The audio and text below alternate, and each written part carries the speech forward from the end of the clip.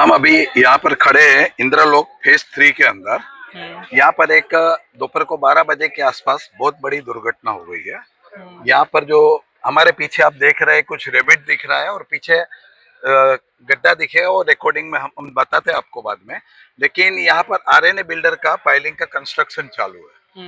उस सुबह हादसा ऐसा हुआ कि ये पूरा रोड पाइलिंग का काम चालू था। उस टाइम पे पूरा रोड करीब करीब 100 फीट का रोड जो काम जमीन में घस गया है। करीब 25 फुट से ज्यादा गड्ढा हो गया है, गहरा गड्ढा हो गया है। तो आपका क्या कहना है इसके बारे में?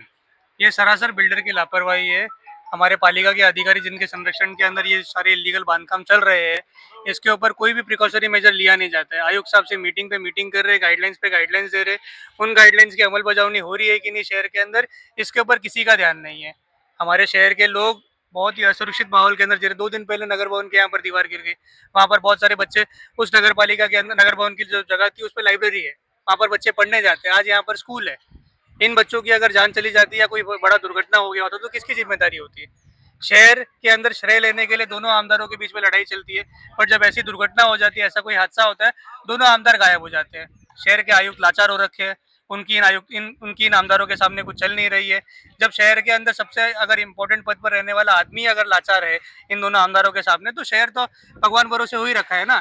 हमारा इतना सुंदर शहर था, गार्डन सिटी नाम से मशहूर था हमारा शहर, आज उसको हादसों का शहर बना दिया है। 1 महीने पहले ग्रंथ की मौत हुई, 2 दिन पहले नगर भवन के यहाँ पर हादसा हुआ, आज यहाँ पर वापस फिर हादसा हो गया। तो इन हादसों की जिम्मेदारी लेगा कौन? सारे अधिकारी गहरी नींद में सोए हुए हैं। हमारे पास है दीपक बागरी जी, जो कांग्रेस के सोशल मीडिया के जिला अध्यक्ष है। आप उनका ये आप पहले ये देख सकते हैं। आप मैं कैमरामैन को बोलूंगा कि आसपास का नजारा दिखा है। चारों तरफ बड़ी बिल्डिंग है, यहाँ पर मल्टी स्टोरेज बिल्डिंग है, बहुमंजिला इमारतें है।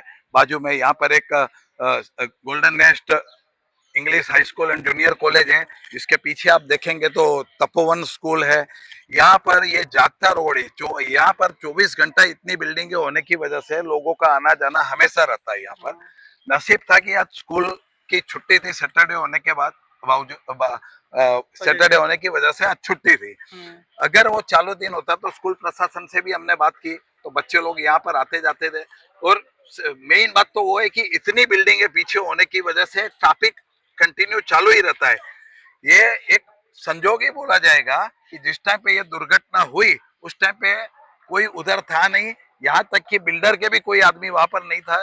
इसके लिए एक बहुत बड़ा हादसा होते बच गया। उस बारे में क्या बोलेंगे आप?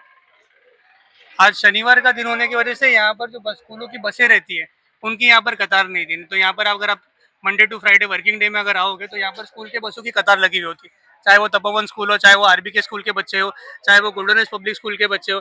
यहाँ पर कंटिन्यूसली बच्चों की आवाजाही रहती है, पेरेंट्स की आवाज रहती है, यहाँ पर गाड़ियाँ साइड में पार्किंग की भी रहती है, उन गाड़ियों के ऊपर भी कोई नियंत्रण नहीं होता है। आज ये हादसा हुआ, ये तो हमारे यहाँ का खुशनसीबी है कि यहाँ पर उस समय यहाँ पर ज्यादा गर्दी नहीं थी। अगर ये मूविंग टाइम होता, पीक आवर ट्रैफिक का टाइम होता, तो यहाँ पर जिस तरीके से गाड़ियाँ आती जाती है, यहाँ पर कितनी गाड़ियाँ यहाँ पर सड़कों के नीचे चली गई होती, कितने लोग यहाँ पर नीचे दब के मर गए होते थे। ये शहर के अंदर इन सारी चीजों की जवाबदारी लेने के लिए यहाँ पर स्थानिक जो नगर सेवक थे जिनका टर्म खत्म हो गया है, वो उनकी भी जिम्मेदारी आजकल उनके एरिया में नहीं रह गई है।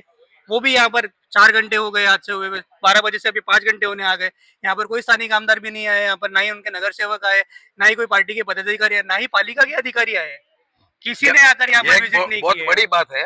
दीपक जी का कहना है कि आज 5 घंटे से ज्यादा समय हो गया, यहाँ पर कोई भी बड़ा अधिकारी नहीं आया है, न कोई आमदार आया है, न कोई देखने के लिए आए। कुछ नगर पालिका के लोग हैं जो यहाँ पर बैरिकेड्स की जगह रिबिन बांध के रास्ता रोक के खड़े हैं। अभी हमारे पीछे ये रेबिट डाला जा रहा है। ये हादसा होने के बाद रेबिट कौन डाल रहा है, हम ट्रक अभी जो रेबिट डालने के लिए जो ट्रक आया था, ट्रक के ड्राइवर से भी हमने पूछा कि भाई ये ट्रक जो आया है किसका है, आरएनए बिल्डर का है या नगर पालिका का है। तो वो भी नहीं बोला, हमको खाली ऑर्डर आया कि आप रेबिट डाल के आओ, हम यहाँ पर रेबिट डालते हैं। तो ये नगर पालिका करके देगी या आरएनए बिल्डर करेगा, ये भी एक सवाल है। करके कोई भी दे, हाँ। पर ये जो थूक पट्टी का काम यहाँ पर चल रहा है, ये थूक पट्टी का काम बंद होना चाहिए। आज यहाँ पर आप वापस मिट्टी भर के भरनी कर दोगे, कल अगर यहाँ पर वापस बटी हुई बिल्डिंग के ऊपर अगर कोई हादसा होता है तो उसकी जिम्मेदारी कौन लेगा? ये पूरा एरिया जो था यहाँ पर पहले खेती हुआ करती थी, ये मार्शी लैंड का जगह था जहाँ पर भरनी करके आज यहाँ पर दुनिया भर की बिल्डिंगें बांध दी गई है। आधे से ज्यादा यहाँ के लोकल आमदार की बिल्डिंग है, ठीक है, उन्हीं के संरक्षण के अंदर पाले हुए जो बिल्डर है उन्होंने यहाँ पर बांधकाम किया हुआ है। इन सारे एरिया के ऊपर जब हादसा होता है तो उनकी जिम्मेदारी लेगा कौन?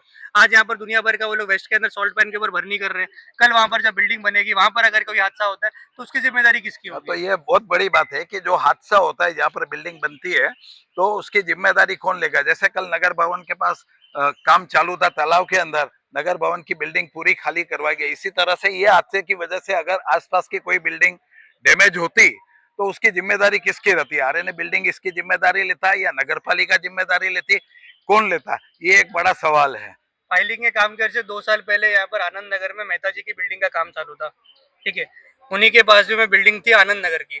आनंद नगर की बिल्डिंग का वहाँ के पाइलिंग के काम की वजह से स्लैब गिरा, स्लैब गिरने की वजह से तुरंत उस बिल्डिंग को खाली कराया गया और वहाँ के लोगों को ट्रांजिट कैंप में जाकर 15 दिन वहाँ पर इंतजाम यही बात हम कहना चाहते हैं कि कोई बिल्डिंग के काम की वजह से अगर ये हादसा होता है तो उसकी जिम्मेदारी बिल्डर लेता है क्या, और नगर पालिका इसकी जिम्मेदारी किसके ऊपर डालती है?